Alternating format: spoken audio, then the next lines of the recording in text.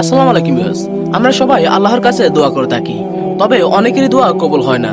তো কেন দোয়া কবুল হয় না? আরে ভাই, দোয়া কবুল হওয়ার মতো দোয়া করতে হবে, তখনই আল্লাহ তাআলা আপনার দোয়া কবুল করবে।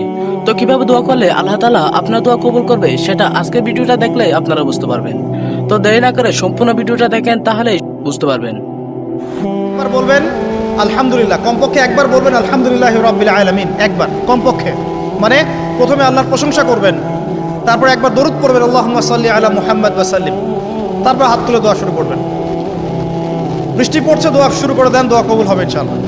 আজান দিয়েছে, আজান এবং একামতের মাঝখানে সময়টা আছে, এই সময়টা কাজে লাগান, দোয়া কবুল হবে ইনশাআল্লাহ। নামাজে দাঁড়িয়েছেন, সেজদায় গিয়েছেন, সেজদায় দোয়া করেন, দোয়া কবুল হবে ইনশাআল্লাহ। প্রশ্ন করে অনেকে যে ভাই সেজদায় কি বাংলায় দোয়া করা যাবে? হ্যাঁ যাবে, যদি আপনার নামাজটা নফল নামাজ হয়। কোন নামাজ হয়? ফরজ নামাজে করবেন না, নফল নামাজে করতে পারেন ইনশাআল্লাহ। সেজদায় বান্দা আল্লাহর সবচেয়ে কাছাকাছি থাকে, এই সময়ে বেশি বেশি দোয়া করতে রাসূল সাল্লাল্লাহু আলাইহি ওয়াসাল্লাম তাগিদ দিয়েছেন। দোয়া করলে ডাইরেক্ট কবুল হবে ইনশাআল্লাহ। পিতা মাতার খেদমত করে দোয়া করেন, দোয়া কবুল হবে ইনশাআল্লাহ। এখন তো পিতা মাতার খেদমত মানুষ করতে চায় না। এটা সেই যুগ যে যুগে পিতামাতার সাথে দাস দাসীর মতো আচরণ করা হয়। তো সন্তানরা ভুলে গেছো তোমরা যে তোমরা একদিন পিতামাতা হবা। আমরাও কিন্তু একদিন পিতামাতা হব। যারা বিয়ে শাদী করেছে, সন্তান সন্ততি হয়েছে, তারা জানে এই যে প্রসব বেদনার একটা সেকেন্ড, এক সেকেন্ড বা 1 মিনিট প্রসব যে বেদনা মায়ের হয়, এর ঋণ আমরা সারা জীবনে শোধ করতে পারবো না। পারবেন? এই কারণেই মায়ের পায়ের নিচে জান্নাতের কথা বলা আছে। মাদের সম্মান আল্লাহর কাছে অনেক বেশি, মেয়েদের সম্মান অনেক বেশি। এই নারীবাদী ফ্যামিলিস্টরা যা বুঝিয়েছে, ইসলাম এমন নয়। তো ইসলাম এমন নয়, ইসলামে মেয়ের মর্যাদা সবচেয়ে উপরে। সেই মেয়েদেরকে আমরা এখন কি করেছি? কাপড় চোপড় সব কমিয়ে কমিয়ে বেপর্দা করে রাস্তায় নামিয়ে দিয়েছি। যদি একটা মানুষ নিজের সম্মান না বোঝে, তাকে সম্মান কেউ দিতে পারে? নিজেকে চিনতে শিখুন। আমাদের সম্মান আল্লাহর কাছে অনেক বেশি। এটা বলছিলাম প্রিয় ভাইয়েরা, মায়ের পায়ের নিচে আল্লাহ পাক সন্তানের বেহেশতের কথা বলেছে। মা বোনদেরকে 4টা কাজ করতে বলো, অনলি 4টা কাজ। 5 ওয়াক্ত নামাজ যদি ঠিকমতো পড়তে পারে, 1 নাম্বার। 2, রমজান মাসে রোজা রাখে। 3 নাম্বার, পর্দা ঠিকঠাক মতো করে। আর 4 নাম্বার, স্বামীর আনুগত্য করে। ইনশাআল্লাহ জান্নাতের যে কোনো দরজা দিয়ে ইচ্ছা প্রবেশ করতে পারবে ইনশাআল্লাহ।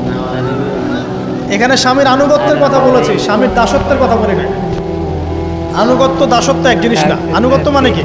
আনুগত্য মানে আপনি স্বামীর যে কোনো ভালো কাজে আপনি তাকে সায় দিবেন, আনুগত্য। নামাজ পড়তে বলেছে, নামাজ পড়তে হবে। পর্দা করতে বলেছে, আপনি পর্দা করবেন। বেপর্দায় যাবেন, আপনি যাবেন না। এটা আনুগত্য। দাসত্ব কি? দাসত্ব হচ্ছে যে সে ভালো মন্দ যাই বলুক আপনি শুনছেন, এটা দাসত্ব। এটা করবেন না।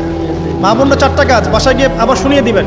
নবীজি বলেছেন 4টা কাজ কোনো মেয়ে করলে জান্নাতের যে কোনো দরজা দিয়ে ইচ্ছা প্রবেশ করতে পারবে। 1 নাম্বার, 5 ওয়াক্ত সালাত।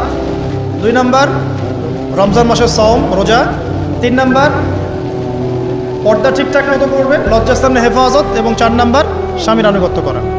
মায়ের খেদমত করে দোয়া করেন, দোয়া কবুল হবে ইনশাআল্লাহ। বাবার খেদমত করে দোয়া করেন, দোয়া কবুল হবে ইনশাআল্লাহ। কোরআন তেলাওয়াত করে দোয়া করেন, দোয়া কবুল হবে ইনশাআল্লাহ। সবচেয়ে ইম্পর্টেন্ট হচ্ছে একটা, যেটা আমরা প্রত্যেক দিন পড়ি, প্রায় 17 রাকাত নামাজ পড়ি আমরা, ফরজ নামাজ। শুধু ফরজ নামাজের কথাই বলছি। এখানে আপনি 34টা সেজদা করেন। 17 রাকাত ফরজ, 34টা সেজদা করেন।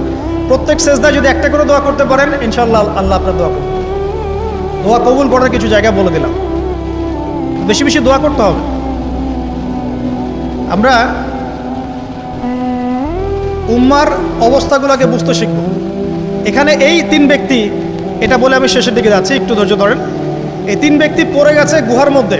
আমি বলছিলাম জেনা ছেড়ে দিলে তোমার দোয়া আল্লাহ পাক ডাইরেক্ট কবুল করবে ইনশাআল্লাহ। কিভাবে? এই দলিল দিচ্ছিলাম যে তারা বলছে আমাদের নেক আমল যা আছে এটা দিয়ে দোয়া করতে হবে, কোনো অপশন তো নাই বের হওয়ার।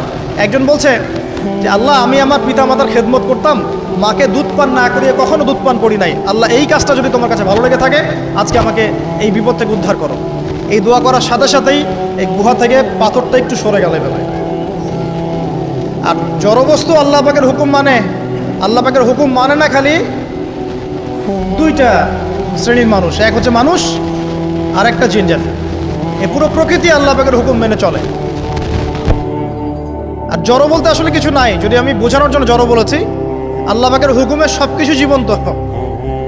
এই যে মাটিতে আমরা বসে আছি না এখন, এই মাটি কিয়ামতের মাঠে সাক্ষী দিবে যে এখানে মাহফিল হয়েছিল।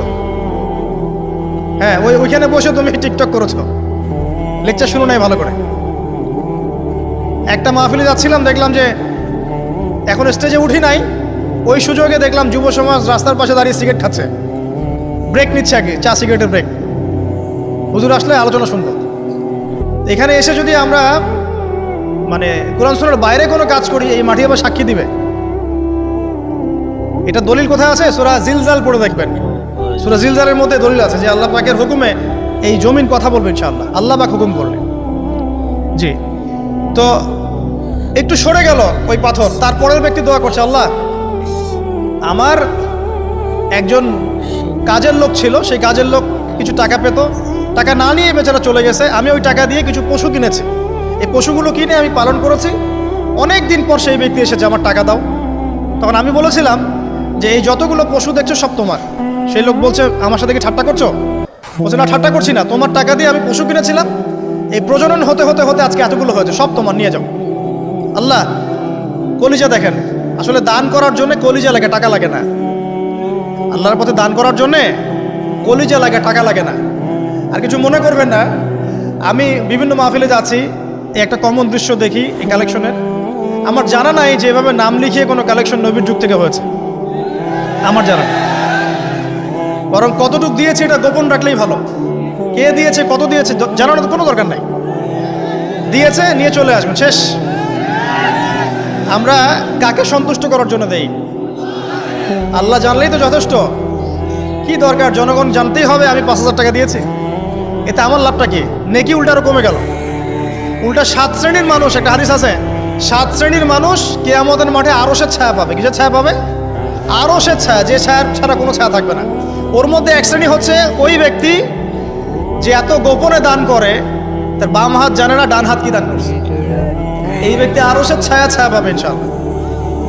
তো দুনিয়া যদি উদ্দেশ্য থাকে, নাম প্রকাশ করা, জাহির করার উদ্দেশ্য থাকে, বা যদি এমন হয় যে এখানে লৌকিকতা উদ্দেশ্য থাকে, নেকি নষ্ট হয়ে যেতে পারে, সুযোগ আছে, চান্স আছে। তো এই ট্রেডিশনগুলো বন্ধ করলে মনে হয় ভালো হয়। এটা আমার পরামর্শ, বাকি এটা বিবেচনা আপনাদের।